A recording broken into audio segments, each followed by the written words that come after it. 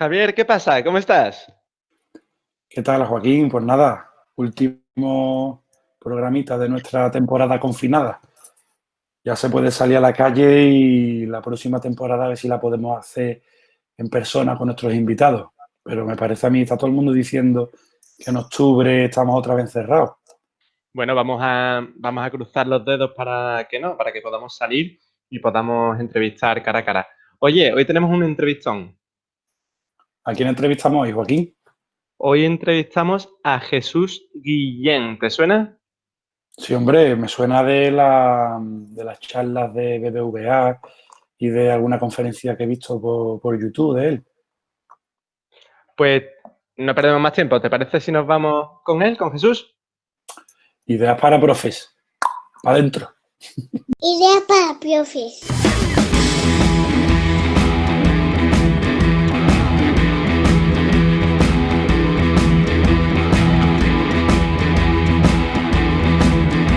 Ahora también en podcast.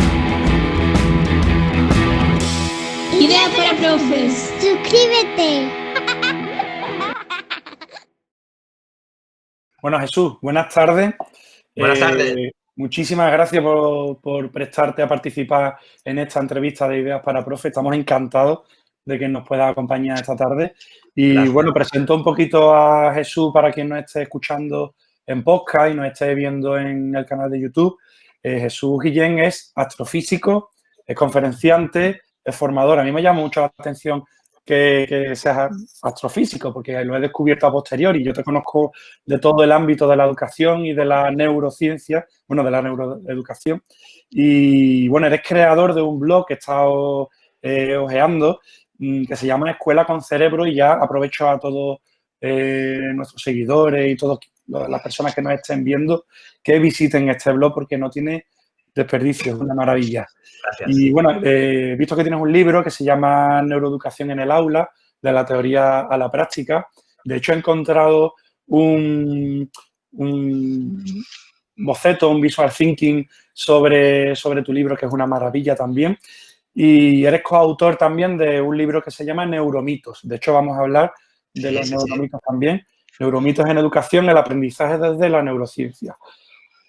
Me quedo muy corto en tu currículum porque... Bueno, no. Yo, ante todo, muchas gracias, Javier, Joaquín y a todos vuestros seguidores por esta iniciativa y, por supuesto, por haberme invitado, porque lo que queremos es, entre todos, mejorar la educación y mejorar, por supuesto, la sociedad, porque va todo ligado. Entonces, asumiendo, por supuesto, que la educación es algo muy complejo, que no existen soluciones únicas, pero bueno, hay que ir sumando y aportando entre todos.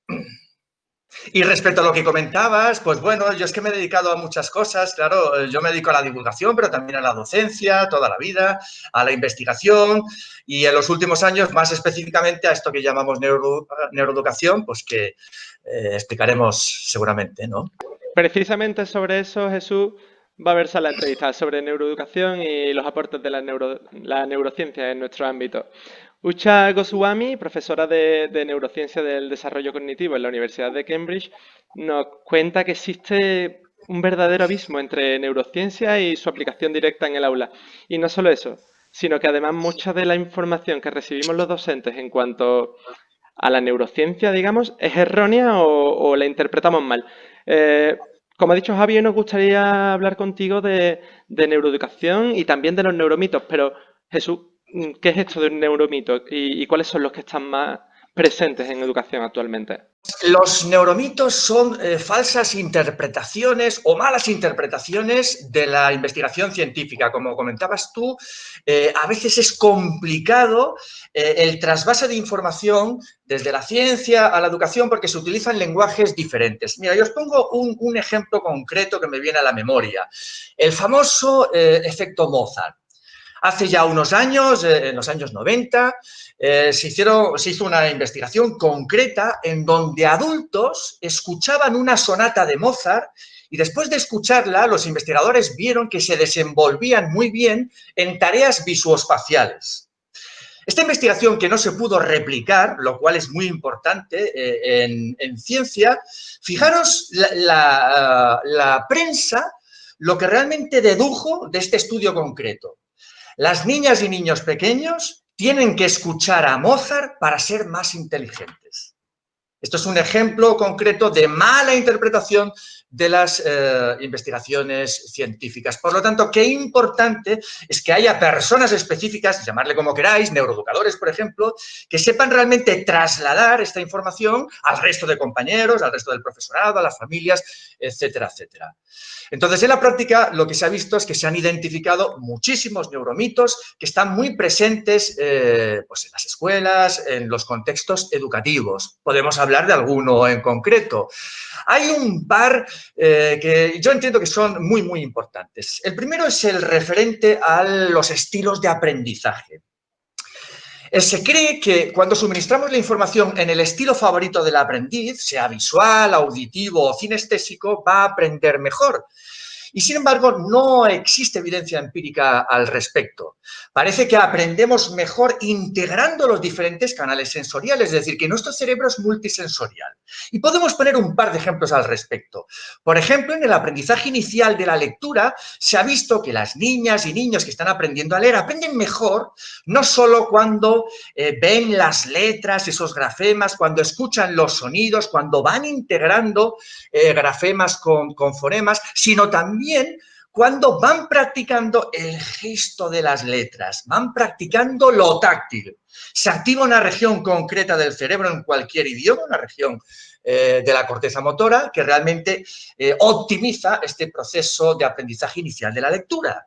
Y hay otro también muy interesante, es una de las técnicas de estudio de aprendizaje que se han analizado y que parece que tienen mayor impacto, es lo que se llama la codificación dual. Cuando combinamos los elementos visuales con el texto se optimiza el aprendizaje. Por ejemplo, el estudiante pues, está trabajando algo relacionado con las neuronas, con las sinapsis, hace un dibujo de la neurona, identificando las partes más relevantes de la misma y al lado del dibujo realiza un pequeño resumen por escrito que requiere realmente esfuerzo cognitivo. Cuando se combina lo visual con lo textual, se optimiza el aprendizaje. Y parece que es así como realmente aprendemos mejor. Cerebro multisensorial. Por lo tanto, uno de los neuromitos más arraigados en la educación es el de los estilos de aprendizaje. Y otro también muy, muy arraigado es el de cerebro izquierdo, cerebro derecho. Hay una tendencia a estereotipar. Es que mi alumno es de cerebro izquierdo porque es más analítico, mi alumno es de cerebro derecho porque es más creativo. Entonces, esto es una simplificación un poco burda del funcionamiento del cerebro. El cerebro no funciona de esa forma. La gran mayoría de las personas tenemos un cordón de fibras nerviosas, el cuerpo calloso, que conecta la información entre los dos hemisferios. El cerebro está trabajando continuamente las 24 horas del día, integrando la información en los dos hemisferios. Es cierto que cuando, por ejemplo, tenemos ese insight, el famoso eureka, la aparición de una idea feliz, se activa una región concreta del lóbulo temporal en el hemisferio derecho. Pero eso no quiere decir que el desarrollo del pensamiento creativo solo haga participar al hemisferio derecho, porque hay más fases aparte de ese fogonazo final. O, por ejemplo, también para mejorar el funcionamiento del cerebro, sabemos que hay una lateralización en muchas funciones. En la gran mayoría de las personas, en el caso del lenguaje, pues participan directamente en lo lingüístico, regiones concretas han identificado del hemisferio izquierdo, pero eso no quiere decir que en determinadas situaciones no se activen también rutas neurales del hemisferio derecho, como por ejemplo cuando hacemos una analogía o visualizamos algo o nos plantean una metáfora, etcétera, etcétera. Entonces, es muy importante realmente que el trasvase de información desde la neurociencia o desde la ciencia en general hacia la educación sea el adecuado para, de alguna forma, combatir estos neuromitos. Asumiendo también algo que es muy, muy importante. Y es que se ha visto que en el aula prácticamente todo lo que hacemos los profes tiene una incidencia positiva en el aprendizaje. Lo que ocurre es que hemos de conocer realmente cuáles son las incidencias que tienen mayor impacto. Lo digo porque muchas veces hay programas que pueden tener un impacto positivo sobre el aprendizaje, pero no por las razones que promueven los mismos programas. Me explico, no tiene el aval de la investigación científica el famoso programa Brain Gym, pero eso no quiere decir que el movimiento, lo lúdico, como podemos hablar luego, sea importante o lo artístico. Por lo tanto, a veces el límite es difuso, pero es súper importante conocer, ¿no?, estas evidencias para intentar interpretar bien la investigación científica, asumiendo, por supuesto, que la ciencia es un suministro continuo de pruebas en continua evolución. Lo que hoy es blanco, mañana puede ser negro. Hace unos años, en las facultades de medicina se explicaba que el cerebro es inmutable, que no cambia, que nacemos con un número fijo de neuronas, y ahora sabemos que no es así, que a nivel funcional y estructural está cambiando continuamente. El cerebro es tremendamente plástico y eso posibilita el aprendizaje, pero no solo eso, sino que somos capaces de generar nuevas neuronas prácticamente en todas las etapas de la vida. Yo creo que esa fue de las primeras cosas que he aprendido ahora que he empezado a investigar sobre el cerebro, lo de la plasticidad y bueno, Francisco Mora habla de ventanas plásticas, incluso. Sí, sí, son periodos de... Esto es súper interesante lo que comentas, Javier. Hay oportunidades. Efectivamente, hay estas ventanas plásticas. A los neurocientíficos no les gusta hablar de periodos críticos, precisamente vinculando con esta idea de cambio, de que podemos aprender durante toda la vida. Les gusta hablar más de periodos sensibles. Son ventanas de oportunidad para optimizar el aprendizaje. Pero claro, también hay que interpretar de forma adecuada, porque esto inmediatamente os recordáis el famoso programa Baby Einstein, que en los años 90 tuvo una repercusión tremenda. Entonces, esto también es un ejemplo de mala interpretación de la investigación científica. Es cierto que en la etapa de 0 a 3 hay una gran reorganización a nivel cerebral, hay un crecimiento de conexiones neuronales, una sinaptogénesis brutal, también irá acompañada de la correspondiente poda sináptica. Entonces, algunas personas lo que interpretaron es que más es mejor a nivel neuronal. Y parece que no, tenían a las niñas y niños sentados de forma pasiva, enseñándoles un montón de cosas, un montón de idiomas, y vieron, después de analizar ese programa en concreto, que realmente no tenía un impacto real sobre el aprendizaje de las niñas y niños. Y no solo eso, sino que les provocaba un estrés inadecuado sobre esa corteza prefrontal, que es una región del cerebro que realmente nos caracteriza a los seres humanos y que está en fase de desarrollo en estas etapas iniciales, en la infancia. Por lo tanto, más no es mejor. El equilibrio es súper importante, sí. El enriquecimiento, un ambiente enriquecido, sí, pero sin pasarnos, donde se va integrando todo, lo sensorial, lo motriz, muy importante, lo emocional, lo social, lo cognitivo. Y si puede ser en un entorno natural, mejor que mejor. Las niñas y niños aprenden mejor, sobre todo en esta infancia temprana, no bajo 4 paredes, sino en un entorno natural, tocando esa hoja, oliéndola, mordiéndola, integrando realmente todos los sentidos. Porque es así realmente como funciona el cerebro, integrando redes neurales que participan en lo emocional, en lo cognitivo, en lo motor, etcétera, etcétera. Bueno, Jesús, estamos hablando de neuromitos. Yo he mencionado antes en la presentación, cuando te presentaba, había mencionado que eres autor de un libro que se llama Neuroeducación en el aula. Entonces, hay algunos elementos importantes como el efecto sorpresa, la motivación, las buenas historias o la imaginación y visualización. Yo pienso en todos los tipos de profes, ¿no?, que he ido conociendo a lo largo de mi vida. Y por situarlo en un contexto, ¿nos podrías explicar en qué consiste la neuroeducación y qué aporta realmente a nuestras aulas? Fantástico. Introducimos un poquito el término por si alguien no lo conoce. La neuroeducación es un campo transdisciplinar. Luego, si me permitís, incido en esto porque es muy, muy importante. En el que confluyen conocimientos suministrados básicamente, ahora veremos por qué, por la neurociencia, pero también por otras disciplinas, psicología, pedagogía, etcétera. El objetivo es, claro, mejorar los procesos de enseñanza y aprendizaje, entendiendo el aprendizaje en un sentido amplio, desde, en y para la vida, basándonos en los conocimientos que vamos albergando sobre el funcionamiento del órgano responsable del aprendizaje, que es el cerebro. El cerebro en interacción con el resto del organismo, como plantea el gran neurocientífico Antonio Damasio. Y si me permitís, incido un poquito en esto de campo transdisciplinar. La clave fue la aparición, sobre todo a partir de los años 90, de esas técnicas de visualización cerebral, como la resonancia magnética funcional, que nos permiten analizar en vivo y en directo el funcionamiento del cerebro, realizando esa persona tareas muy similares a las que pueden realizar los estudiantes en el contexto del aula o cualquier otro contexto educativo. Es decir, se puede analizar del cerebro cuando estamos leyendo, calculando, reflexionando, creando, jugando, cooperando, durmiendo, etc. Pero fijaros, todo partió de la física. Ya hace muchos años que la física nos explicó el funcionamiento de las partículas en el nivel microscópico y cómo estas partículas sometidas a un campo eléctrico o a un campo magnético se comportan. Esto es muy importante porque la información en el sistema nervioso se transmite de forma eléctrica o a través de la sinapsis, si queréis, de forma electroquímica. Luego, esta información de la física llegó a los ingenieros y los ingenieros crearon esa tecnología para analizar no el cerebro, sino cualquier tejido del cuerpo humano.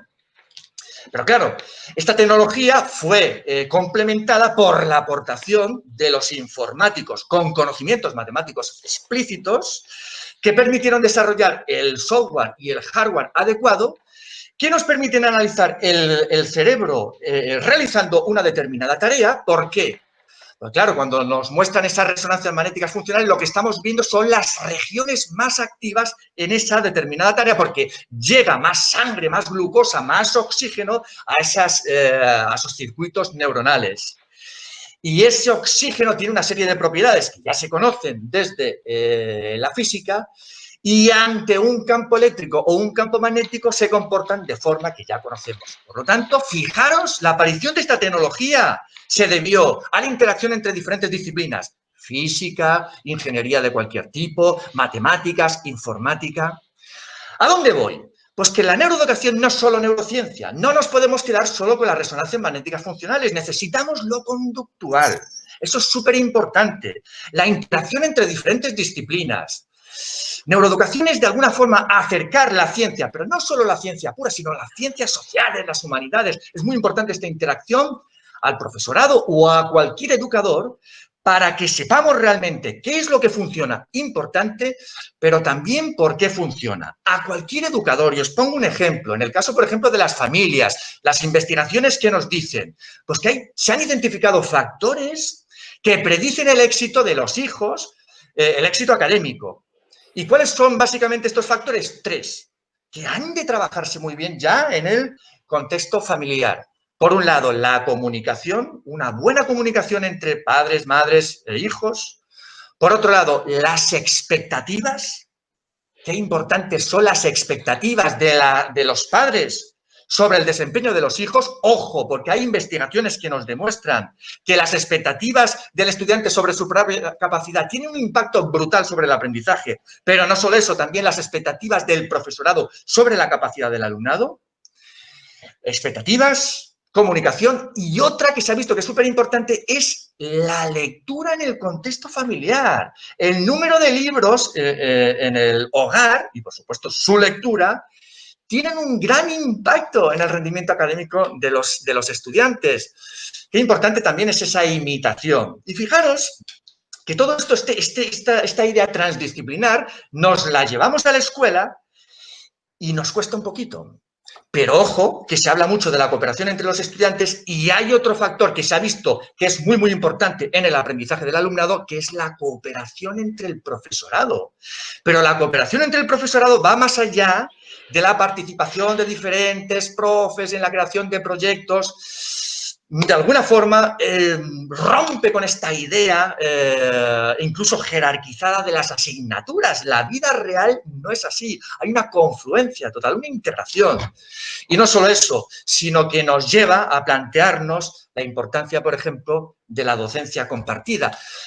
Y esto, claro, esto está en contraposición en lo que está ocurriendo en la educación, que estamos viendo, que es esta especialización. Antes, en secundaria, aparecían los especialistas, el de biología, el de física, el de matemáticas. Ahora ya están apareciendo en la etapa de infantil. El especialista en robótica, el especialista en psicomotricidad, etcétera, etcétera. Campo transdisciplinar, cooperación, nos cuesta un poquito, pero realmente es hacia donde realmente entendemos que tiene que evolucionar la educación, porque lo que está claro es que el cerebro es tremendamente social. Desde el nacimiento estamos programados para aprender a través de la imitación. Muy importante ya el contexto familiar, pero también muy importante nuestra acción educativa en el aula o en cualquier otro contexto educativo. Y a raíz de lo que comentabas, Javier, por supuesto, a veces nos preguntan, ¿cómo aprende el cerebro? Claro, la respuesta es, ¿cómo aprende qué? No solo el qué es importante, porque existen diferentes tipos de aprendizaje, sino el dónde, el cómo, el cuándo, etcétera, etcétera. Pero en general se han visto que hay factores que son básicos en el aprendizaje. Y voy a mencionar 3, y algunos ya lo has mencionado tú, Javier.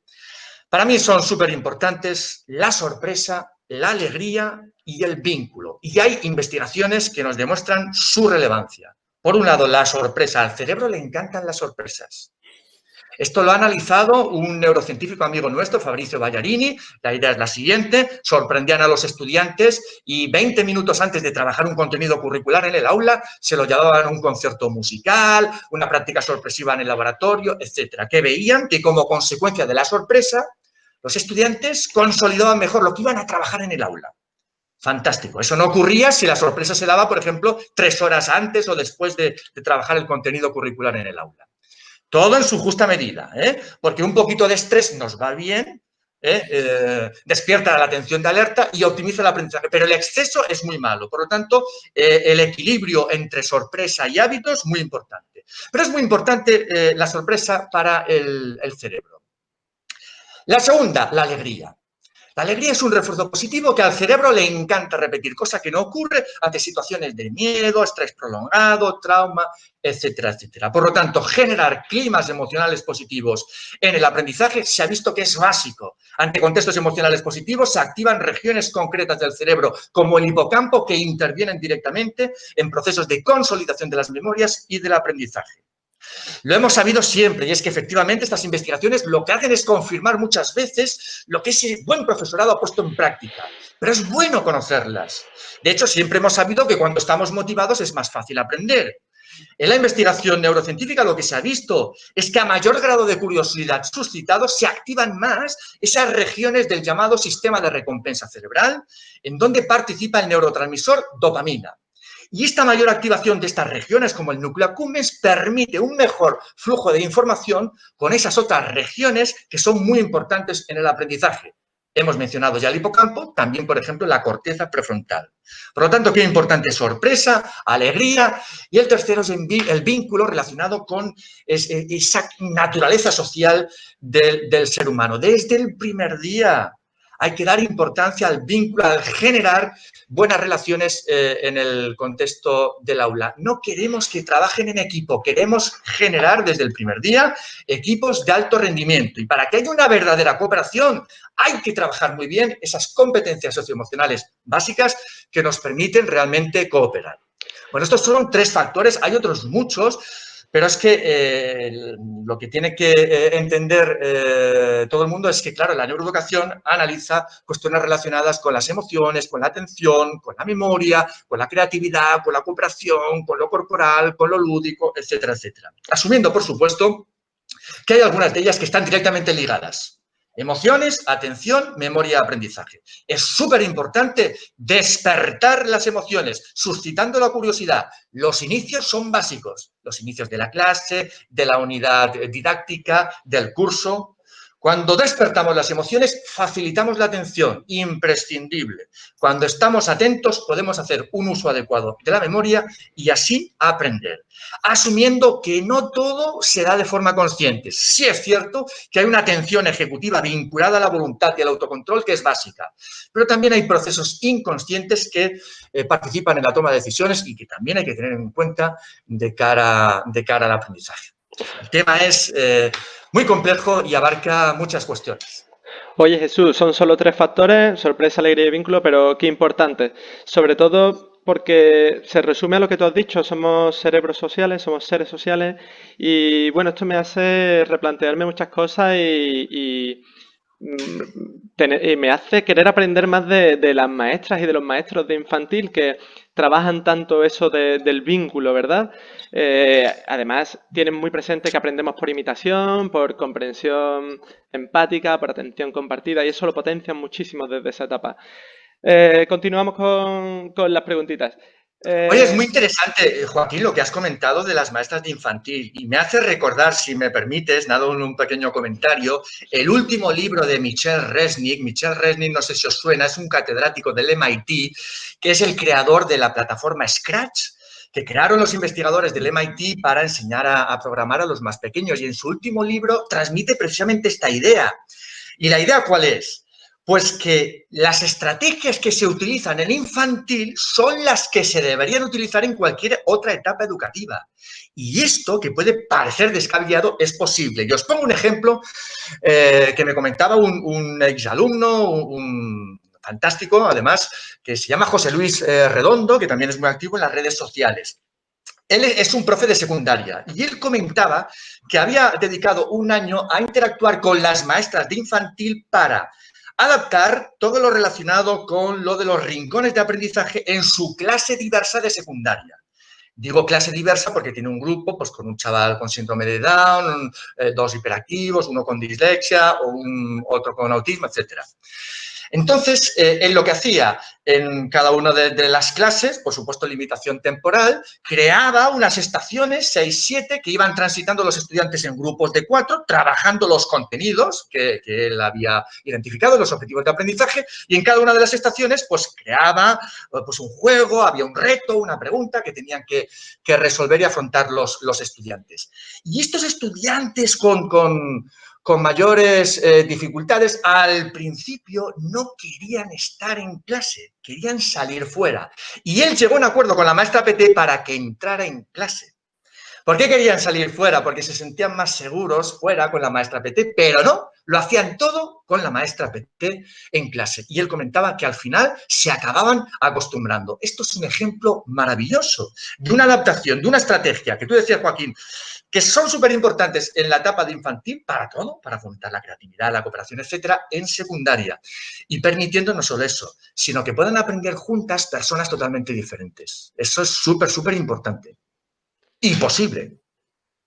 Bueno, Ciro López nos habló de la importancia del espacio para aprender. José Ramón Gamos nos habló también de la importancia de la formación en neurociencia por parte de los docentes para conocer, grosso modo, cómo funciona el cerebro. Sin embargo, sabemos que ideal y realidad, Jesús, distan bastante el uno de la otra. Teniendo en cuenta las características actuales de nuestro sistema educativo, mi pregunta es, ¿cómo podríamos poner en práctica toda esta nueva información que nos brinda la neuroeducación dentro de la rutina del día a día de nuestras escuelas, de nuestros colegios? Wow, es una pregunta amplia, compleja y bueno, pero asumo el reto. Mira, lo voy a afrontar desde 2 situaciones diferentes. Mira, os voy a comentar cuáles son los pilares que se han identificado para una buena salud cerebral y analizamos cómo lo podemos llevar esto al terreno educativo. Y luego os comparto también una serie de factores que con una compañera, con Ana Forés, en una investigación vimos que son importantes en cualquier acción educativa. Pensemos en el caso del profesorado, por ejemplo, en el diseño de una unidad didáctica y también cómo optimizarlos. Brevemente, si os parece. Muy bien. Fijaros, desde la perspectiva neurocientífica se han identificado algunos pilares básicos para una salud cerebral. Hay 7 que son imprescindibles. Los enumeramos y los llevamos al terreno educativo. El primero, salud global. Es muy importante que el cerebro funcione bien, pero en consonancia con el resto de órganos, ¿eh? El hígado, los pulmones, el corazón también tienen que funcionar bien. Segundo, importancia del sueño. Tercero, buena alimentación. Ya lo sabían los clásicos. Cuarto, la importancia del ejercicio, del movimiento. Quinto, importancia, sí, lo físico es importante, pero también los retos cognitivos, los retos mentales. Sexto, la socialización. Y séptimo, la misión. ¿Cuál es nuestra misión? ¿En la vida o en la educación? Y fijaros, ponemos algún ejemplo concreto de cada uno. Respecto a la salud global, Luego, si queréis, hablamos de algo que es súper importante, las funciones ejecutivas y cómo una forma de trabajarlas muy bien es el enfoque indirecto, no solo trabajándolas desde la perspectiva cognitiva, sino atendiendo las necesidades físicas, sociales y emocionales de todos los estudiantes. Esto es enfoque global, que la educación normalmente no ha tenido en cuenta. Luego, relacionado con lo corporal, ya lo sabían los clásicos, pero es muy importante, la buena alimentación. Hay muchos estudiantes que llegan a la escuela sin haber desayunado. No es bueno para el cerebro. El cerebro necesita energía. El cerebro representa un 2% del peso corporal, pero a nivel de necesidades energéticas puede representar el 20 o el 25% del total corporal. Por lo tanto, es muy importante comer bien. Otra cuestión muy importante que se ha visto que no se le ha dado tradicionalmente la importancia que merece, el sueño. El sueño no solo nos permite una reparación física, sino que es una necesidad a nivel cerebral. Se da una especie de regeneración a nivel neuronal que permite no solo eso, sino consolidar lo estudiado durante la vigilia. Ojo, en el caso de los adolescentes, tienen mayores necesidades de sueño y no solo eso, sino que tienen el ritmo circadiano retrasado. Y las clases empiezan muy pronto, a las 8. Hay varias investigaciones que demuestran que retrasando la hora del inicio de la jornada escolar, 1 hora, les beneficia. También muy importante el movimiento, bueno para el corazón, bueno para el cerebro. Durante el ejercicio se liberan no solo neurotransmisores como dopamina, serotonina, que afectan directamente a los procesos atencionales, sino también una serie de factores neurotróficos como el BDNF que participa directamente en procesos neuronales básicos, mejores conexiones neuronales, más neuronas, llega más sangre, más glucosa a las neuronas para mejorar su funcionamiento. Súper importante, los parones activos. Se ha visto que, por ejemplo, parones de nada, de 4 minutos para que los estudiantes puedan moverse, hacen mejorar la concentración durante las tareas posteriores. Quinto, los retos mentales. El cerebro necesita novedad, lo hemos comentado antes, sorpresa, variedad. Por eso son tan importantes el juego, los buenos proyectos, sobre todo las preguntas abiertas. Así es la vida real, que ofrecen realmente nuevas preguntas, que priorizan realmente el proceso de aprendizaje. Súper importante los retos mentales durante toda la vida para una buena salud cerebral. Generan lo que se llama reserva cognitiva. Las personas que son activas física y mentalmente, pues tienen una menor probabilidad de desarrollar enfermedades neurodegenerativas o, si se quiere, de alguna forma retrasan la aparición de estas enfermedades tipo Alzheimer, etcétera. La sexta, la socialización, lo hemos comentado, la importancia desde la infancia de la imitación, nuestro ejemplo. Qué importante es fomentar estrategias cooperativas, proyectos cooperativos, pero esto requiere tiempo y hay que trabajarlo desde la infancia. Se ha visto que hay una metodología súper potente, el famoso Peer Instruction de Eric Mazur. No sé si os suena, ese profesor de Harvard es una especie de predecesor del aprendizaje invertido. Le dio la vuelta a la clase, les hacía preparar a los estudiantes los contenidos en casa, leyendo documentos, viendo algún vídeo. Cuando llegaban al aula, la estrategia era la siguiente. 2 primeros minutos, explicación. Objetivos de aprendizaje claros para todos los estudiantes. Luego les formulaba una pregunta de razonamiento duro. Votaban, reflexionaban a nivel individual. Lo hacían con un clicker, pero se puede hacer con recursos digitales o sin. Él veía los resultados de la pantalla del ordenador y seguía un procedimiento normalmente, como las preguntas eran durillas, el porcentaje de respuestas correctas estaba entre el 30 y el 70%. ¿Y qué hacía después? Agrupaba a los estudiantes, especialmente los que habían votado de forma diferente, para que discutieran entre ellos. Volvían a votar, se incrementaba el porcentaje de respuestas correctas y luego, si había que explicar algo, se explicaba o el estudiante o el propio profe y pasaban a otra pregunta. Y vieron que realmente esta estrategia tenía un impacto real sobre el aprendizaje mucho mayor que cuando este profe, un motivado, un buen comunicador también, utilizaba el enfoque magistral, explicación y examen en la universidad. ¿Y qué vieron que era lo importante? La tutoría entre iguales. Qué importante que el profesorado de alguna forma ceda el protagonismo. Lo hemos sabido siempre. A veces somos incapaces de explicarle algo con nuestras propias palabras al estudiante, se lo explica el compañero y lo entiende mejor. Qué importante este cerebro social en el aula. Seguimos con los pilares básicos de la salud cerebral. Hablábamos de la socialización y qué importante también la misión. En cuanto a la salud cerebral, fijaros, hubo un estudio maravilloso, no sé si os suena el famoso estudio de Snowdon sobre las monjitas.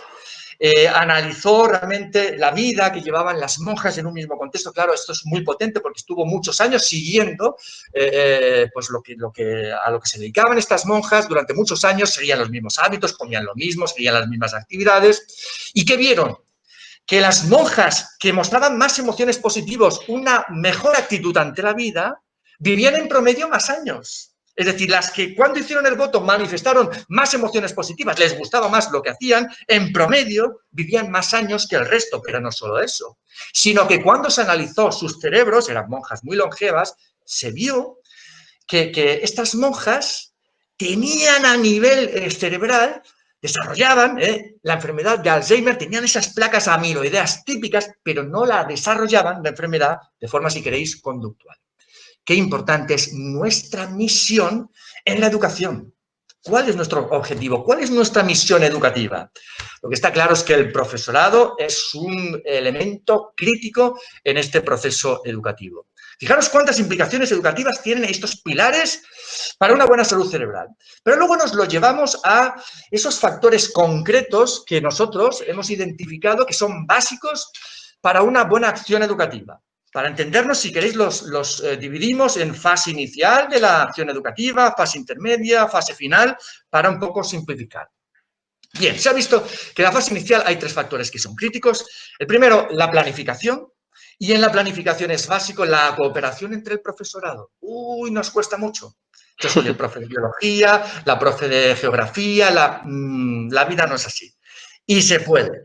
Lo digo por propia experiencia. Yo cuando estaba en secundaria participaba en proyectos siendo profesor de física con la profesora de latín, habiendo también un examen de selectividad. Muy importante la planificación y en ese proceso de planificación inicial, la cooperación entre el profesorado. Súper importante la identificación de los objetivos de aprendizaje. Hay que clarificárselos a los estudiantes y también los criterios de éxito para alcanzarlos. Se ha visto que esto es súper importante. Y vinculado a esto, pues por supuesto, identificar los conocimientos previos del alumnado. Súper importante. Para el aprendiz se ha visto que lo que está estudiando, trabajando, tiene que tener sentido y significado. Es decir, hay que construir sobre lo que ya saben. Se pueden identificar estos conocimientos de 1000 formas diferentes, a través de un cuestionario, de un debate, de unas preguntas, de lo que quieras. Pero es muy importante, de hecho se han visto que los proyectos que tienen mayor impacto sobre el aprendizaje tienen claros los objetivos de aprendizaje y construyen sobre lo que ya saben los estudiantes. El cerebro aprende a través de la asociación de patrones integrando la información novedosa en las redes neurales existentes. Y ojo, porque el sueño es muy importante en estos procesos de consolidación. En esa fase intermedia, ¿qué hay que trabajar? Pues todo lo relacionado con la optimización de los recursos atencionales, el desarrollo del pensamiento crítico, creativo, la cooperación, el enfoque formativo, etcétera, etcétera. Bueno, aquí ya podríamos estar un montón de horas hablando de estas cuestiones concretas. El tema creativo se ha visto que no nacemos siendo creativos. Es decir, que también nuestro ejemplo como profes es muy importante. Yo no puedo pedir a mis estudiantes algo de lo que no soy ejemplo. Y el tema de formativo también se ha visto que es súper importante, una buena evaluación formativa. Luego, si queréis, hablamos sobre eso. Se ha visto que el feedback es súper importante en el aprendizaje. Cuando se entrega un informe, un trabajo, un proyecto, identificando las cosas buenas que se han hecho y las cosas también que se pueden mejorar, esto tiene mayor impacto sobre el aprendizaje que en un simple número, una simple calificación. Por lo tanto, el feedback conciso sobre la tarea, preciso, se ha visto que es muy importante. Y no solo que parte del profesorado, por supuesto. Y luego, cuando ya nos vamos adentrando en la fase final o intermedia final, muy importante identificar qué tipos de memorias intervienen en el proceso de aprendizaje, porque no aprendemos de la misma forma a tocar la guitarra, eso es un aprendizaje implícito. Ahí solo se requiere repetición, ahí intervienen regiones subcorticales, que, por ejemplo, aprender a resolver determinados tipos de problemas matemáticos, donde eso ya es un aprendizaje explícito que requiere otro tipo de estrategias, otro tipo de enfoques, dando mucha importancia a la reflexión sobre el aprendizaje, a la metacognición.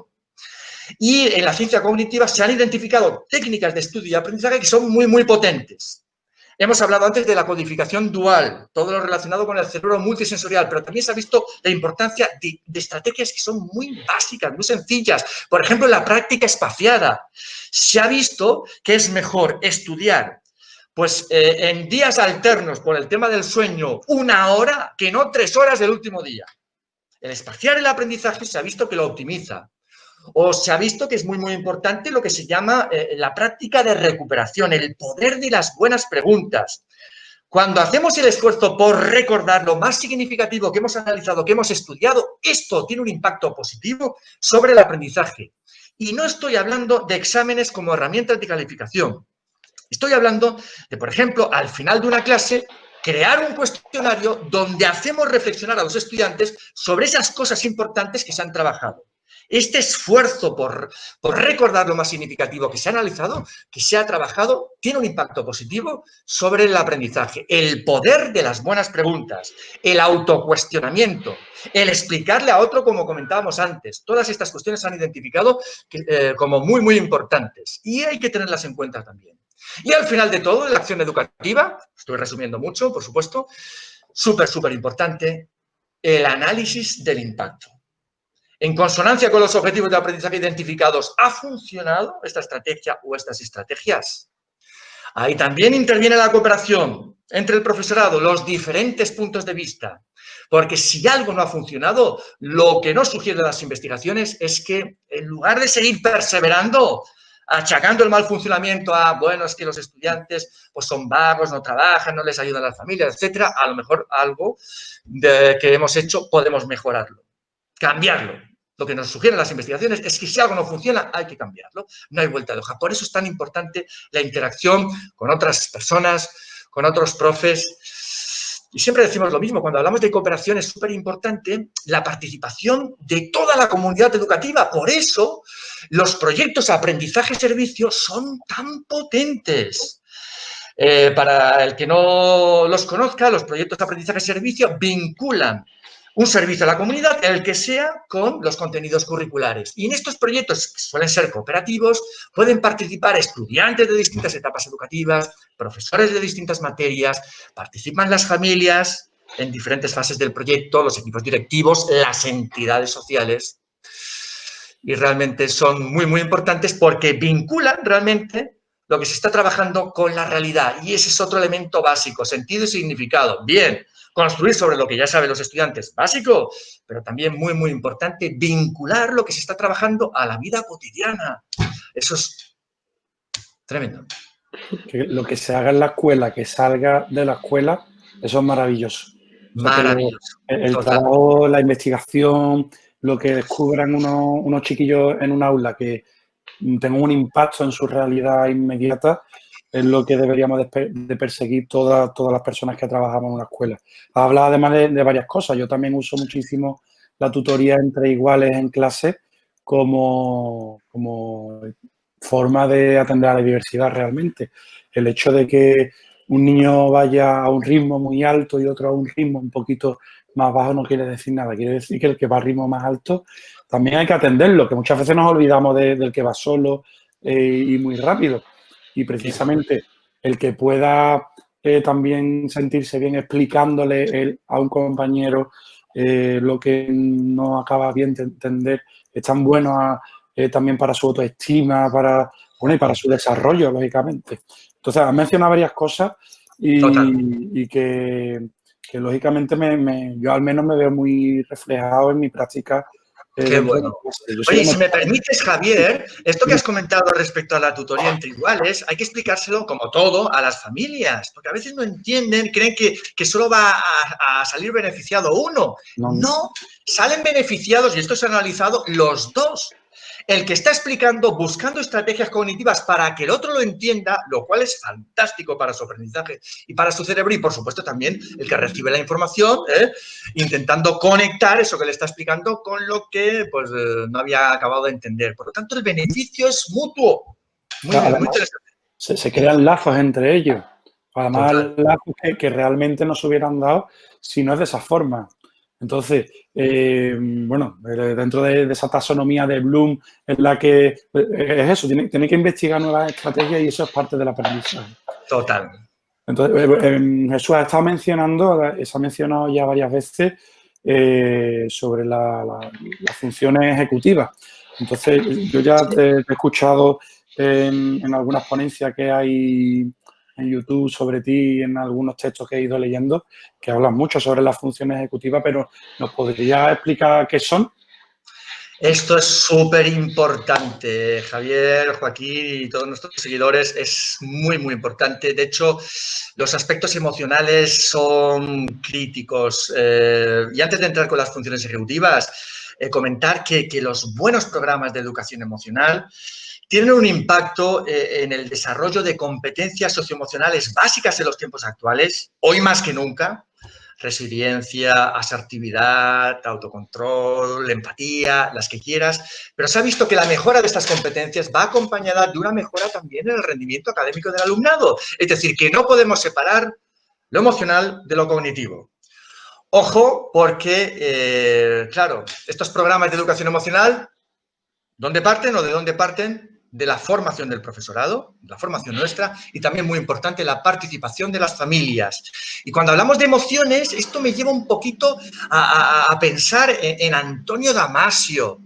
Y si me permitís unos comentarios y entramos directamente en las funciones ejecutivas, porque este enfoque global es crítico en las funciones ejecutivas. Fijaros, hace unos años ya, Antonio Damasio, seguramente lo conoceréis, un neurocientífico de origen portugués muy, muy relevante, escribió un libro que fue Lo Más, donde hablaba precisamente de la importancia de las emociones en el aprendizaje, en la toma de decisiones, el error de Descartes. Entonces, él ya diferenciaba, Damasio, entre emoción y sentimiento.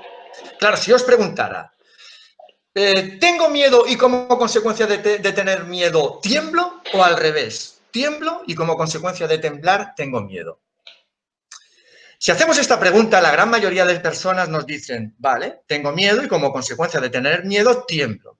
Sin embargo, cuando se ha analizado esto, se ha visto que es lo contrario. Es decir, que lo primero es un impacto a nivel fisiológico, a nivel corporal. Temblamos, es decir, se incrementa la frecuencia cardíaca, la sudoración y luego, este es un proceso, por supuesto, inconsciente, ahí entra la emoción con su impacto a nivel corporal, es una reacción inconsciente que nos lleva a actuar de forma inconsciente, pero muy importante, con un valor adaptativo imprescindible, muy importante para la supervivencia. Pero luego, después de estos correlatos fisiológicos, viene nuestra interpretación mental, el sentimiento, la percepción consciente de la emoción.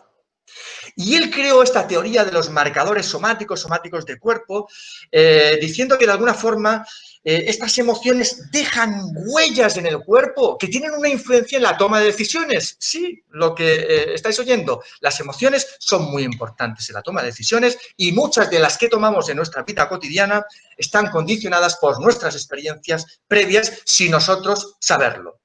¿Dejo este trabajo? ¿No lo dejo? ¿Para ir a casa tomo este recorrido o el alternativo? Y tomamos muchas decisiones de forma inconsciente.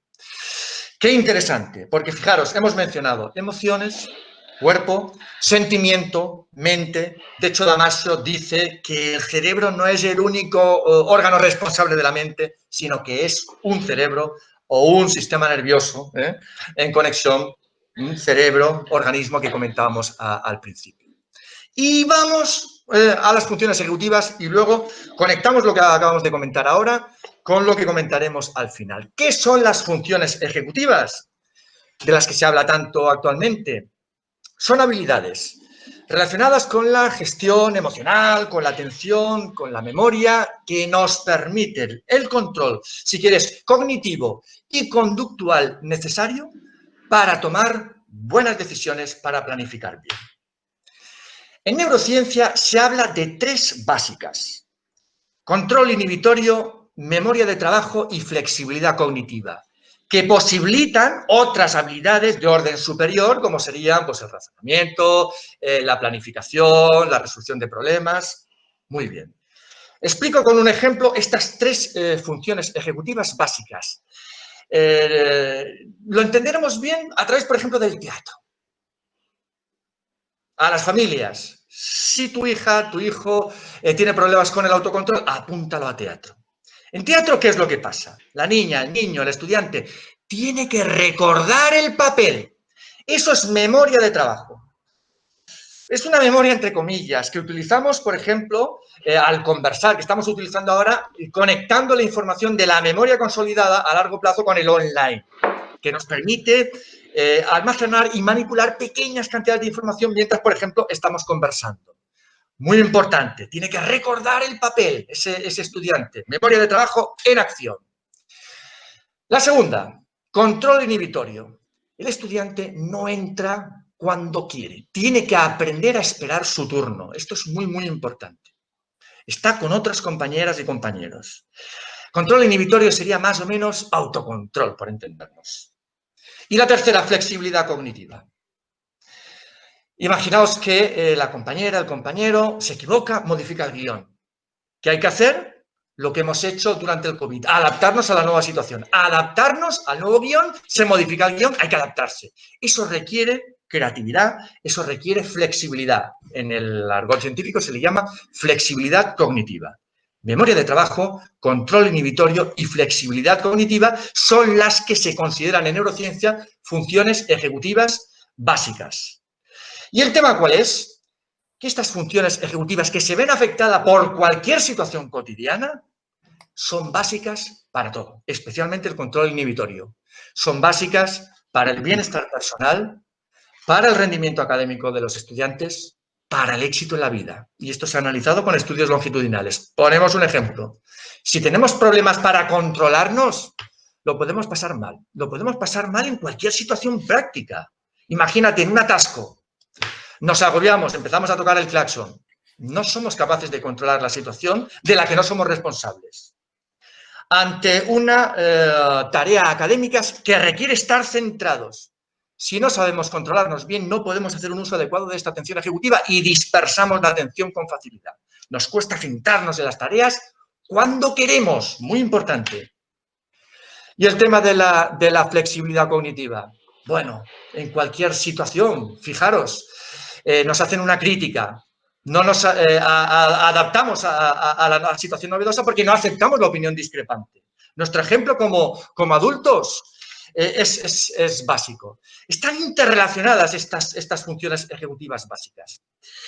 Y son tan importantes, y no solo eso, sino que sabemos que pueden mejorarse y que pueden entrenarse o trabajarse. La pregunta es, ¿y cómo pueden entrenarse o mejorarse? En consonancia con lo que hablábamos anteriormente sobre la plasticidad del cerebro.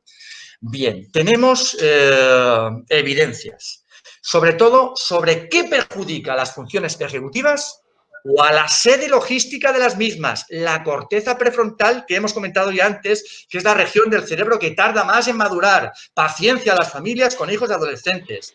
Porque a los 13, 14 años el sistema límbico, sede de lo emocional, ya está maduro y la corteza prefrontal, que es la que nos permite controlarnos, no lo está. No acaba de madurar hasta los 20 y tantos. ¿Qué perjudica a la corteza prefrontal o a las funciones ejecutivas? Pues lo sabemos.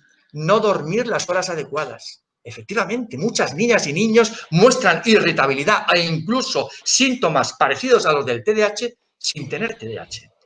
No dormir las horas adecuadas. La mala salud. La soledad, el estrés prolongado. Sabemos que todas estas cuestiones perjudican a las funciones ejecutivas del cerebro. La pregunta es, bien, ¿y esto qué nos sugiere? Pues nos sugiere lo siguiente, que hay que ir más allá de lo cognitivo. Es cierto, en la investigación científica, porque es más fácil, utilizamos software concreto para entrenarlas, para trabajarlas. Son videojuegos. Son tareas de discriminación visual, básicamente, que permiten ir entrenando estas funciones ejecutivas que están interrelacionadas. Esto es muy importante. Trabajarlas de forma aislada, como que no. Esto es como cuando vamos al gimnasio y estás solo entrenando, por ejemplo, los cuádriceps. ¿Vas a esperar que te crezca el bíceps si solo entrenas los cuádriceps? No. La mejor estrategia es diversificar el entrenamiento, hacer trabajar a todos los músculos. Pues a nivel cognitivo parece que esta también es la mejor estrategia, diversificar el entrenamiento. Pero bien, este software lúdico es un enfoque meramente cognitivo. Son tareas de laboratorio. ¿Son las que hay que llevar al aula o a cualquier otro contexto educativo? No. La sugerencia de grandes investigadores que llevan trabajando durante mucho tiempo todas estas cuestiones, como del Diamond, es ir más allá de lo cognitivo y atender las necesidades, lo que comentábamos antes, también físicas, sociales y emocionales de todos nuestros estudiantes. Todos es todos. Así es como realmente trabaja el cerebro, de forma holística y global, integrando las diferentes redes neurales. ¿Y qué podemos hacer para atender todas estas necesidades de todos nuestros estudiantes? Pues se han visto cuestiones que son muy, muy importantes. Es muy importante el juego, es muy importante el arte, es muy importante el deporte, los buenos programas de educación, fijaros por dónde, estrategias para trabajar las funciones ejecutivas son esas estrategias o disciplinas que se han considerado tradicionalmente como secundarias en la educación. Todo lo vinculado a lo lúdico, a los buenos programas de educación emocional, a la educación artística, a la educación física, etcétera, etcétera. Sin olvidar nuestro ejemplo, como comentamos ahora, porque si nuestros hijos, nuestro alumnado, no ven que nos centramos cuando toca, eso es atención ejecutiva, memoria de trabajo, están relacionadas. Aceptamos la opinión discrepante, nos adaptamos a situaciones novedosas, flexibilidad cognitiva, o sabemos gestionar las emociones ante situaciones de estrés, control inhibitorio, no se podrán trabajar bien las funciones ejecutivas. Entrenar las funciones ejecutivas, igual que pasa con los buenos programas de educación emocional, requiere tiempo, trabajarlo desde la infancia. También los buenos programas de educación emocional trabajan, muchos de ellos, muy bien las funciones ejecutivas. Por ejemplo, en la infancia temprana, ¿cuánta información nos suministra la etapa de infantil? Cuando esa niña o niño está alterado, se le enseña, mira, cuando estés alterado, haz unas respiraciones profundas, vete al rinconcito, le podemos llamar el rinconcito de la paz, hasta que te calmes. O cuando te sienta mal el comentario que te ha hecho fulanita, fulanito, piensa, a ver, ¿por qué me he sentido mal? Intentar, de alguna forma, reestructurar esos pensamientos que me han provocado malestar. Todo esto se puede ir trabajando desde pequeñitos, porque cuando luego llegan a la adolescencia, nosotros creemos que la mejor estrategia para los adolescentes es la información y no. La mejor estrategia para la adolescencia, también se ha demostrado, no es la información, que puede ser importante, sino el trabajar todo lo relacionado con estas funciones ejecutivas o autorregulación. Pero claro, esto requiere tiempo. Bueno, desde luego, Jesús, lo que sí que tenemos claro es que cuando estamos al frente de una clase no podemos desprendernos de cosas tan humanas como el juego, el movimiento, la creatividad. En definitiva, no podemos desprendernos de suscitar esa emoción de la que tú nos hablas a la hora de enseñar. ¿Qué papel juegan estos elementos en los procesos de enseñanza-aprendizaje para ti? Para mí, lo básico lo acabo de comentar y es que permiten trabajar las funciones ejecutivas del cerebro. En el caso, por ejemplo, del juego. En el juego confluyen placer, emociones, recompensa. Básico. Lo hemos comentado, las emociones son imprescindibles en el aprendizaje. Desde diferentes tipos de investigaciones se ha visto, no solo para fomentar la cooperación, sino el tema de las expectativas, el generar climas emocionales adecuados, el trabajar estrategias de los buenos programas de educación emocional, etcétera, etcétera. Lo lúdico es básico, pero no solo en la infancia temprana, sino que se pueden incorporar estrategias lúdicas en cualquier etapa educativa y esto está relacionado con ese efecto sorpresa del que hablábamos inicialmente, esas investigaciones de Fabrizio Ballarini sorprendiendo a los estudiantes. Respecto al movimiento, pues no solo se ve que esto tiene un impacto sobre la salud física, sino sobre la salud cognitiva, emocional, para combatir la osteoporosis, la obesidad, etcétera, etcétera, incluso con este efecto sobre la reserva cognitiva del que hablábamos antes. No solo hay que dedicar más tiempo a la educación física, que habría que dedicarlo. En algunas escuelas, por ejemplo, en Estados Unidos, están eliminando las clases de educación física para priorizar otro tipo de trabajos de cara a esos exámenes, pues el equivalente a los de selectividad aquí. enfoque global, pues es súper importante. Los parones activos, se ha visto que es súper importante para mejorar la concentración durante las tareas.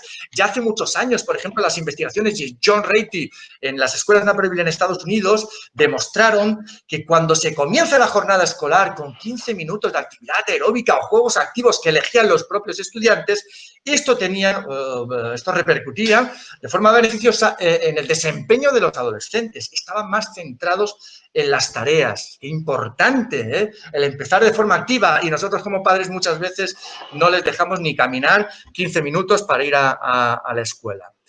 Juego, movimiento, emociones, está todo ligado, y este es el enfoque realmente que a mí realmente me gusta, ir más allá de lo cognitivo, tener en cuenta todo es importante, lo motor, lo físico, lo emocional, lo social, etcétera, etcétera. Entonces, la integración de estos factores es lo que realmente, y más en los tiempos actuales, va a permitir mejorar, en mi opinión, la educación. El juego es una cosa seria, ¿no?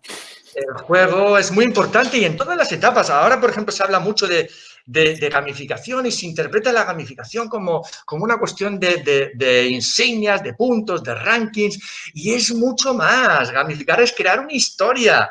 Ese profe que ha creado esa historia de zombies para trabajar los contenidos de geografía de Estados Unidos, ha identificado cuáles son los objetivos de aprendizaje, qué es lo que quiero trabajar con mi alumnado. Ha creado una historia que es la narrativa la que va realmente a llevar el guión de todo, que puede ser lo que sea, la historia de zombies, la de las ascidias, lo que sea.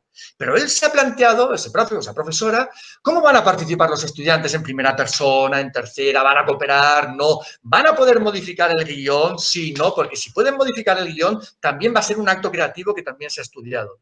Y luego al final, pues ya introduce los elementos lúdicos que crea adecuados, sean los que sean. Pero gamificar, claro, es mucho más que esto. Es la creación de las historias, y lo que está claro es que al cerebro le encantan las buenas historias.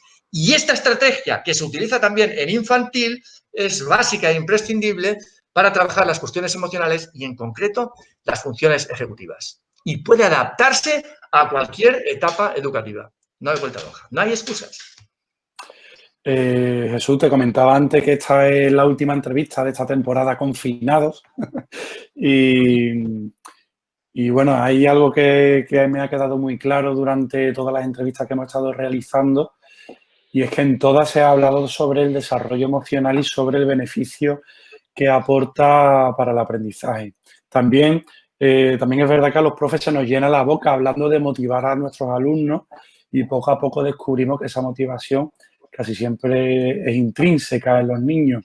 No podemos hacer mucho por generar esa motivación. Sin embargo, caigo en la cuenta de que hemos hablado poco de algo que creo que es muy importante para el aprendizaje, que es la curiosidad.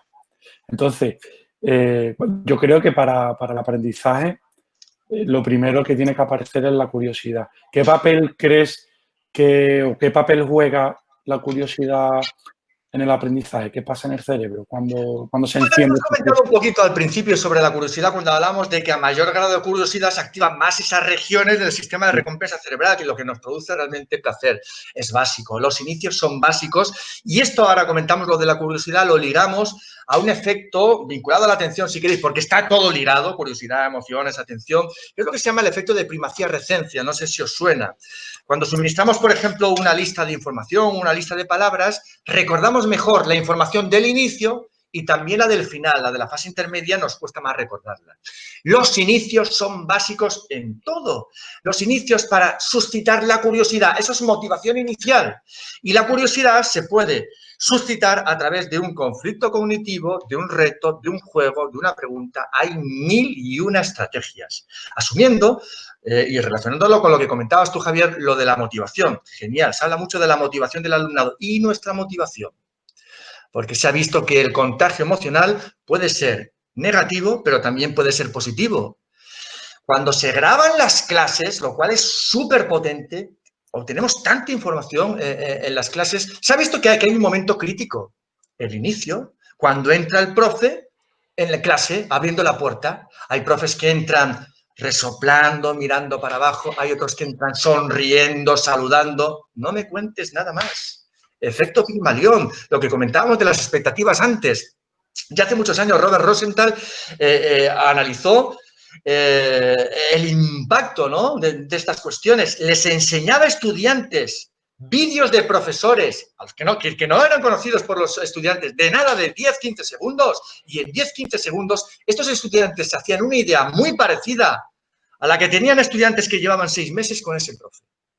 Los inicios básicos.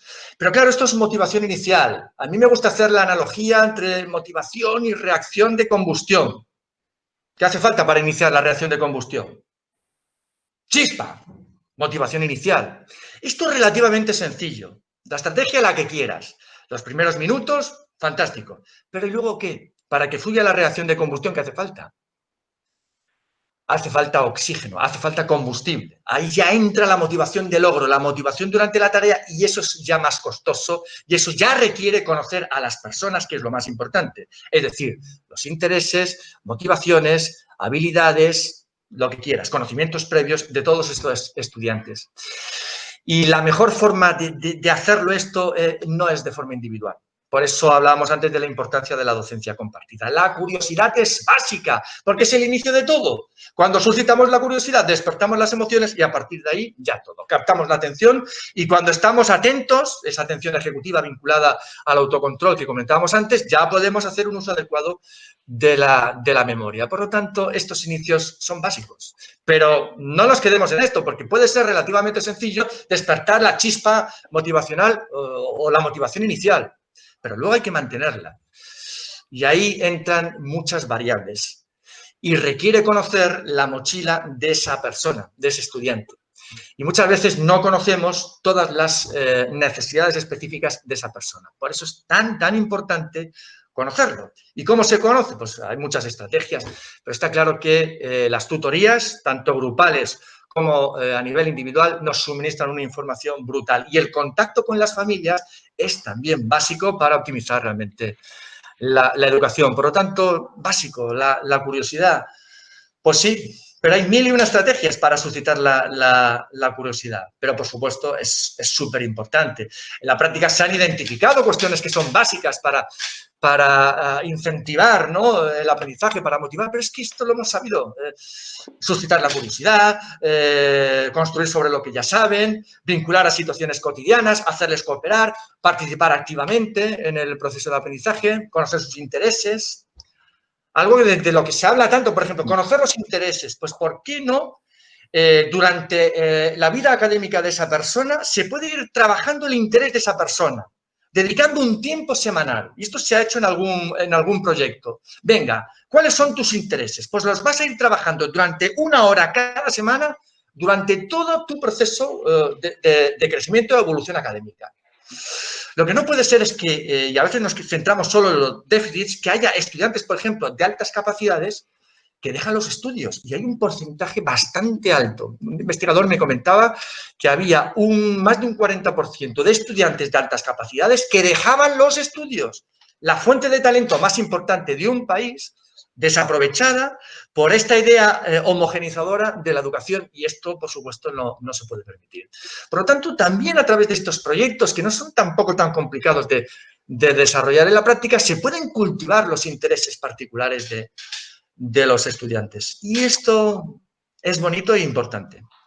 Jesús, cuando aceptaste la invitación para esta entrevista, lo puse en redes sociales y bueno, simplemente por una cuestión de democratizar estas entrevistas y quiero hacer que nuestros seguidores participen y nos dejaron algunas preguntas. Entonces, Adelante. Venga, sorpréndeme. La primera. Nos la hace una seguidora que se llama Patricia. ¿Qué ejercicio práctico podemos hacer en clase basados en la neuroeducación? Sé que has mencionado ya algo, pero por dar respuesta a esta mujer, yendo directamente al grano, ¿qué podemos hacer así mucho más práctico en neuroeducación en clase? Bueno, es que hemos comentado tantas estrategias durante la charla que están en consonancia que cualquiera de ellas Sería súper... A veces no hace falta, a veces algunos profes creen que hay que complicarse mucho para aplicar realmente cuestiones y a veces es lo más sencillo, lo más importante. Lo hemos comentado antes, que más no es necesariamente mejor. Cualquier estrategia, y es que las buenas estrategias están avaladas por la investigación científica. ¿Qué es neuroeducación? Lo que está avalado por la investigación y lo que el buen profesorado siempre ha utilizado. Cualquier conflicto cognitivo, cualquier sorpresa generada por cualquier situación, todo eso está en consonancia con la neuroeducación. Yo creo que hemos comentado muchas estrategias durante la charla, pero siempre lo más importante es identificar los objetivos de aprendizaje y a partir de ahí construir sobre eso. Eso es básico. Bueno, Jesús, otro seguidor de Ideas para Profes, soy profe de bio, nos preguntaba algo similar y que creo que ya hemos contestado también. Dice, neuroeducación en secundaria y bachillerato con la actual cantidad de contenidos que se nos exige dar, ¿es posible? Es posible, hemos puesto el ejemplo antes de José Luis Redondo y podríamos poner 1001 ejemplos. Hace poco, estos días, he estado escribiendo un capítulo sobre física en secundaria que me pedían, a ver, cuando yo era profe de secundaria, hace unos años, qué estrategias utilizaba. Bueno, puse un ejemplo de unidad didáctica y utilizaba esto que hemos ido comentando, la fase inicial. Crear un debate, un conflicto cognitivo, a ver, identificando los conocimientos previos, un vídeo en el que se mostraba una situación práctica, a ver que analizaran esa situación práctica que estaba relacionada con el principio de Arquímedes a través del hundimiento del Titanic. Les enviaba a través de la plataforma, en aquella época era Educanon, ahora pues utilizaríamos el Puzzle, en el vídeo les insertaba unas preguntas que tenían que responder y eso me permitía también identificar los conocimientos. Les pedía una práctica relacionada con el principio de Arquímedes que basada en una simulación que ellos hacían antes, que está relacionado con el aprendizaje experiencial. Es decir, antes de que se explique nada, que manipulen, que hagan cosas. Y luego explicaba pues toda una serie de principios que yo entendía que eran importantes relacionados con lo que estábamos trabajando. Principio de Pascal, principio de Arquímedes, etcétera. Y utilizaba... A mí siempre me ha gustado mucho este enfoque de peer instruction. Venga, primero pregunta a nivel individual, razonas, tal, luego discutís en clase, llevamos la discusión al Moodle. En el Moodle también hay un foro colectivo, pero uno individual, donde se van fomentando los intereses. Cada uno tenía su diario de aprendizaje. Luego realizaban un proyecto colectivo que lo presentaban de la forma que querían. Unos elegían a través de una recreación teatral, otros a través de un juego, otros de un debate, a través de unas preguntas, pero que tenían que exponerlo a estudiantes de etapas educativas inferiores que les suministraban el feedback correspondiente. Esto en secundaria. Y, por supuesto, pasando un montón de horas en el laboratorio. Porque, claro, quien dice la física, bueno, estamos en el contexto, nosotros le llamamos ciencia, tecnología, sociedad, pero bueno, sería algo parecido al enfoque STEM. O sea, que no hay excusas. En secundaria, en cualquier etapa educativa. Esto requiere, pues bueno, de la pasión del profesorado para hacer cosas... Iba a decir diferentes, no tienen por qué ser diferentes, porque esto hace muchos años que se conoce y se ha trabajado. Lo único novedoso, si se quiere, es la incorporación de determinados recursos digitales. Pero por lo demás, en educación está casi todo inventado. Se puede. Eso nos dejaban otra. Yo lo que pasa que, además, recuerdo que cuando la compartí en los stories le puse una bola de cristal así. Nos dice Gallardo 11, nos dice, ¿cómo ves el futuro de la neuroeducación? Bueno, pues es que las investigaciones sobre el funcionamiento del cerebro están iniciándose. Sabemos muy poco sobre el cerebro.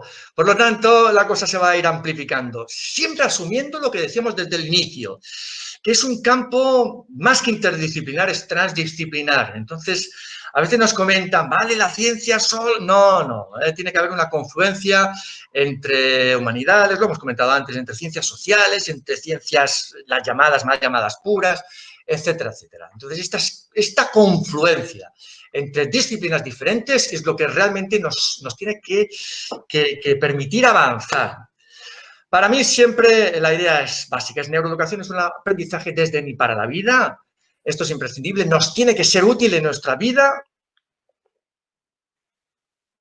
cotidiana. Para ser efectivos, no hay vuelta no hay vuelta de hoja. Por lo tanto, el proceso se irá amplificando, los recursos tecnológicos que se están utilizando cada vez son más potentes y cada vez vamos aprendiendo más.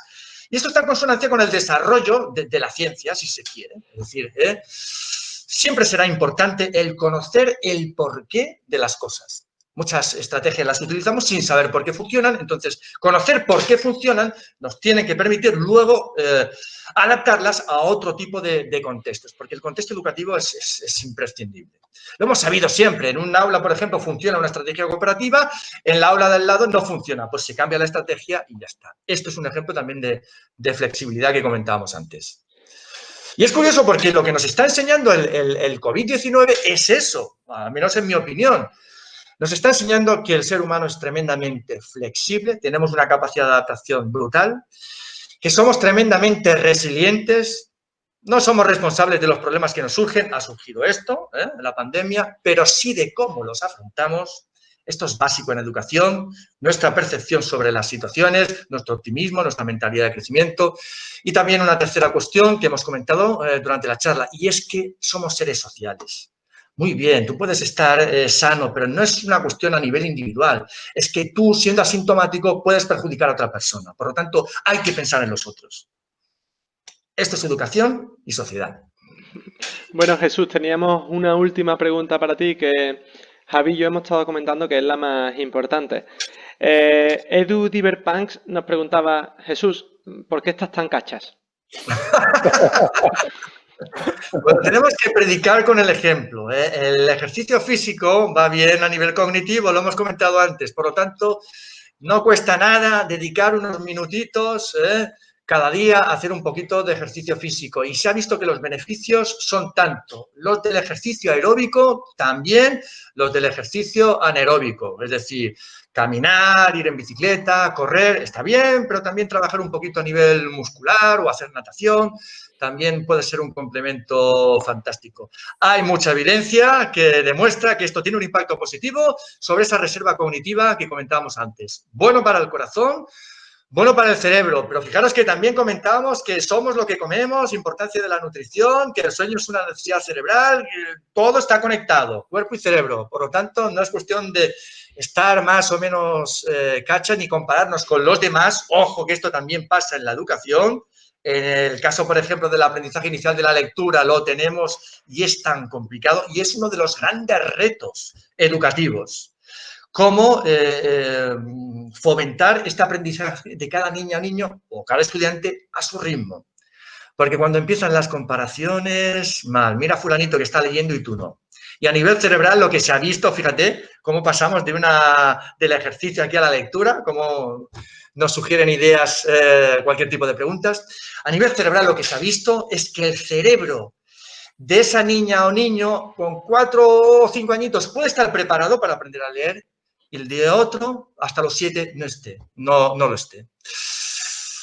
Y eso es hacer el intento por atender la diversidad. Y eso es para mí de las cuestiones más importantes. Por lo tanto, no dejar de lado nada, ni lo físico, ni lo social, ni lo emocional, ni lo cognitivo, integrarlo todo. Así es como funciona el cerebro. Por lo tanto, saludable, movernos un poquito, ser activos, física y mentalmente. Eso hay una pregunta que hacemos a todos los invitados, que por supuesto va ahí en sintonía de lo que hemos estado hablando. Te quiero preguntar, ¿qué cambiarías de forma prioritaria en la educación? ¡Wow! Esta es la gran pregunta. ¿Nos centramos más en la escuela o en general? Ya sabes que no voy a matizar las preguntas porque quiero que me digas lo que te sale de dentro.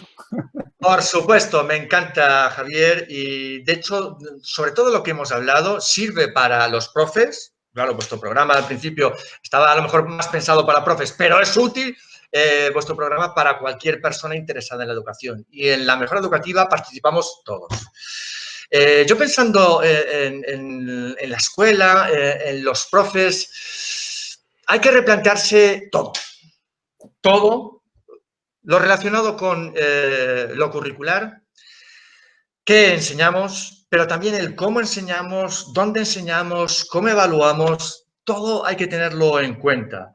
A nivel curricular se ha visto que hay un montón de contenidos curriculares que no son importantes. Por lo tanto, los centros innovadores, esto lo estamos viendo, están al límite, identifican qué es lo más importante y adelante con ello.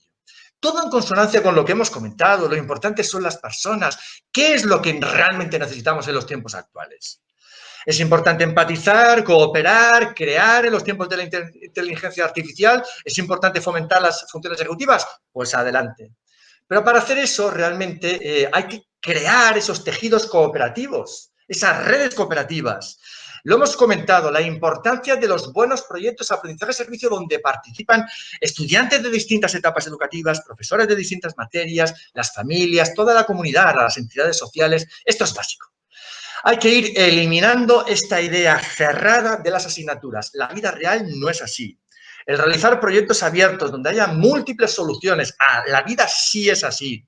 El evolucionar hacia la docencia compartida, la participación de varios profes, no solo en la planificación, sino en el análisis del impacto, muy importante. Hay que dejarles tiempos a los profes para que analicen, para que investiguen realmente sus prácticas educativas y no agobiarlos con tantas cuestiones burocráticas que sabemos que son intrascendentes y que podrían hacer otras personas. Todas estas cuestiones son súper importantes. Los espacios. Las escuelas actuales están replanteándose el tema de los espacios. Que haya espacios para un trabajo más cooperativo, para un aprendizaje más experiencial, el aprender haciendo, para un trabajo más introspectivo, para la explicación en ese momento concreto, para ese trabajo de laboratorio en diferentes disciplinas, etcétera, etcétera. Pero todas estas cuestiones no sirven para nada si no nos replanteamos el tema de la evaluación. Si no cambia la evaluación, si cambiamos la metodología, el enfoque curricular y dejamos la evaluación igual, no hacemos nada. Evaluar es más que calificar. Hay que diversificar los procesos de evaluación. Nosotros no corregimos nada, se tiene que autocorregir el estudiante. Nosotros guiamos el proceso. Hay que darle mayor importancia a la autoevaluación, a la coevaluación, al feedback correspondiente. Y esto lo hacemos con universitarios. No hay excusas. Hacerles partícipes a ellos directamente del proceso también de evaluación. Por lo tanto, diversificando esta serie de pilares y con el enfoque global que hemos ido comentando durante la charla. Es decir, no nos centremos solo en lo cognitivo porque el cerebro no funciona así. La mejor estrategia para mejorar la educación, para mejorar las funciones ejecutivas, es atender no solo las necesidades cognitivas, que hay que atenderlas de todos nuestros estudiantes, sino también las necesidades emocionales, físicas, sociales, etc. Esta es la idea que yo tengo. Aunque también mi experiencia me dice que los procesos de transformación tienen que ser paulatinos, sin prisa pero sin pausa. No hay que pasar por entendernos del cero al infinito, ni intentar abarcarlo todo. Cada contexto educativo tiene unas necesidades particulares concretas. Si ese centro público tiene estudiantes que provienen de entornos socioeconómicos desfavorecidos, eso es lo más importante, cubrir esas necesidades básicas. Entonces, cada centro tiene sus necesidades, por lo tanto, identificar cuáles son los objetivos de centros, los objetivos de aprendizaje generales y particulares, imprescindible. Lo hemos ido comentando a través de la charla. Y asumiendo, pues, que nuestra motivación, nuestras ganas, nuestra misión, que dicen las investigaciones científicas, ¿cuál es nuestra misión educativa? Es súper importante, porque cuando tenemos clara nuestra misión, todo fluye de forma natural. Asumiendo que nos encontraremos personas en los claustros, en los procesos, que no estén de acuerdo con estos procesos de transformación. No hay que sublevarse ante esto. Hay que realmente, no, lo que hay que hacer es acercarse a esas personas motivadas que tienen ganas de transformar, de hacer cosas diferentes, pero con un objetivo claro y contagiar entusiasmo y amplificar el proceso. Esos que les cuesta más entrar en los procesos innovadores, cuando vean los resultados de estas estrategias, se irán acercando paulatinamente, asumiendo que todas las personas, por supuesto, somos diferentes y tenemos unas necesidades distintas. Y como siempre comentamos, lo que queremos es que puedan aprender juntas personas totalmente diferentes. Por lo tanto, esta división de etapas, de asignaturas, no está en consonancia con un verdadero aprendizaje para la vida. Pero bueno, de la teoría a la práctica siempre hay un trecho. Bueno, pues Bueno, ahora sí, Jesús, muchísimas gracias por haber estado hoy con nosotros en Ideas para Profes. Gracias a vosotros, Joaquín, gracias Javier, ha sido un placer, gracias a todos vuestros seguidores y entre todos iremos construyendo el conocimiento y mejorando la educación y la sociedad. Ideas para profes. Joaquín, vaya masterclass de neuroeducación, ¿no? La verdad es que ha sido una charla muy potente. Sí que es verdad que con muchos conceptos abstractos de estos que nos brinda la neurociencia, pero bueno, que son muy necesarios saberlo. Es algo que está ahí y precisamente está para ayudar a los docentes a conocer mejor el cerebro y a saber interactuar mejor con sus alumnos. Eh, Javier, Cuéntame. ¿ha sido la última entrevista? Esta es la última entrevista de Profes Confinados, que es la primera temporada, pero va a haber más.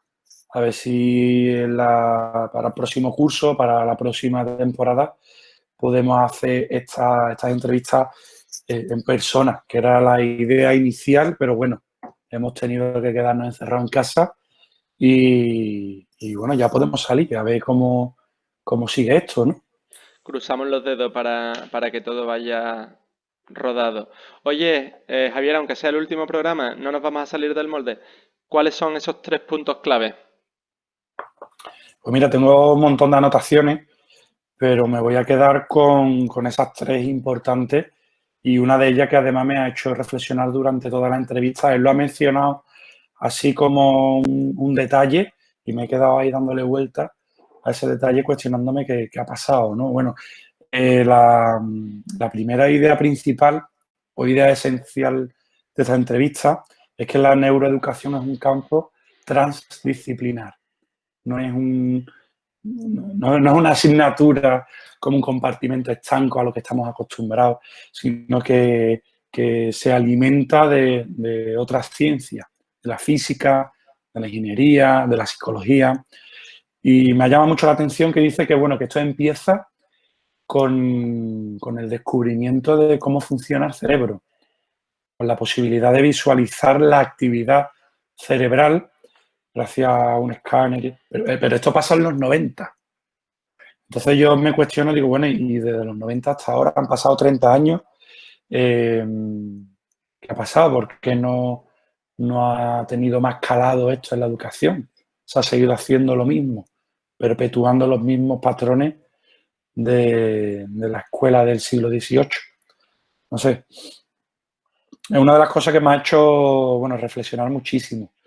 También hay algo que me ha llamado mucho la atención, que es que también coincide en que no deben de existir estas asignaturas como compartimentos estancos. Que la vida no es así.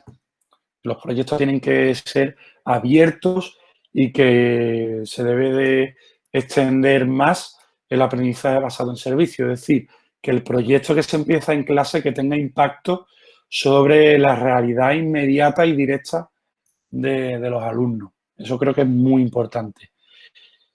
Y por último, yo diría que hay que dejar tiempo a los profes para que investiguen sobre las metodologías, sobre las nuevas tendencias que hay en educación, los avances científicos, los avances que ha habido en neurociencia.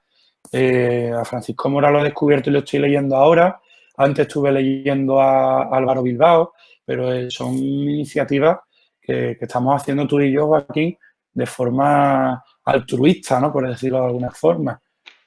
Somos autodidactas, pero realmente, ¿cómo no hay ya un área, una asignatura dentro del plan de estudios de la carrera de magisterio que sea neurociencia o Desde luego tenemos que enfocarnos en trasladar esta cultura neuro de la que nos habla precisamente Mora al plan de estudios de la facultad. Eso la verdad es que nos facilitaría muchísimo trabajo a la hora de diseñar actividades y adaptarlas al cerebro de nuestros pequeños o incluso de los adolescentes, como hemos estado viendo a lo largo de todas estas entrevistas. Joaquín, ya se puede salir de casa, así que nos tomamos un café aquí y cerramos nosotros la temporada y hacemos un repaso de todas las cosas que hemos aprendido y hemos ido descubriendo de nuestros invitados. ¿Te parece? Claro que sí, que me parece. Además que tengo muchas ganas. Pues nada, hasta el próximo programa. Venga, Joaquín, un abrazo. Venga, un abrazo, Javi. Adiós.